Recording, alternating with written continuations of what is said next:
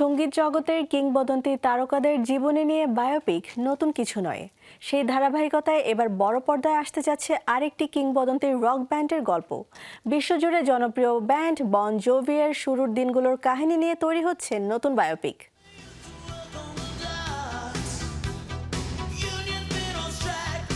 বন জোভি যুক্তরাষ্ট্রের একটি জনপ্রিয় রক ব্যান্ড, যা গঠিত হয় 1983 সালের নিউ জার্সি এলাকায়। বন্ধুদের নিয়ে গঠিত এই ব্যান্ড 80 ও 90-এর দশকে বিশ্বজুড়ে রক সঙ্গীতের অন্যতম বড় ব্যান্ডে পরিণত হয়।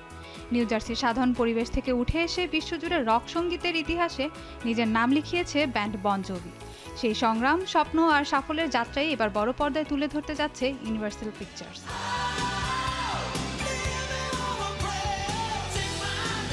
এই সিনেমায় বিশেষভাবে তুলে ধরা হবে ব্যান্ডের শুরুর সময়, যখন ছোট শহরের তরুণ সঙ্গীত শিল্পীরা ধীরে ধীরে হয়ে ওঠেন আন্তর্জাতিক তারকা।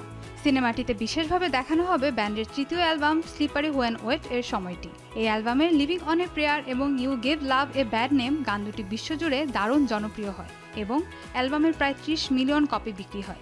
এছাড়াও সিনেমাটির জন্য ব্যান্ডের জনপ্রিয় গানগুলোর আসল মিউজিক লাইব্রেরিও ব্যবহারের অনুমতি থাকবে, ফলে ভক্তরা বড় পর্দায় তাদের প্রিয় গানগুলো নতুনভাবে উপভোগ করতে পারবে। এখন পর্যন্ত বন জোভির অ্যালবাম বিক্রি হয়েছে 130 মিলিয়নেরও বেশি কপি। সঙ্গীতের অসাধারণ অবদানের জন্য তারা জায়গা করে নিয়েছে rock and roll hall of fame এবং সং রাইটার্স হল অফ ফেমে। তবে সাফল্যের পাশাপাশি ছিল নানা চ্যালেঞ্জও। কঠিন ও উচ্চস্বরে গান গাওয়ার কারণে একসময় জন বন জোভিকে কণ্ঠনালীর অস্ত্রোপচারও করাতে হয়। দীর্ঘ সময়ের চেষ্টার পরে তিনি আবারও মঞ্চে ফিরে আসেন আগের শক্তি নিয়ে। এই বায়োপিকে নিজেও যুক্ত থাকবেন জন বন জোভি, ফলে সিনেমাটিতে থাকবে ব্যান্ডের বাস্তব অভিজ্ঞতা। সব মিলিয়ে এই বায়োপিকটি সঙ্গীত প্রেমীদের জন্য হতে পারে এক অনন্য অভিজ্ঞতা। Mahbuba Mustarin, showbiz tonight.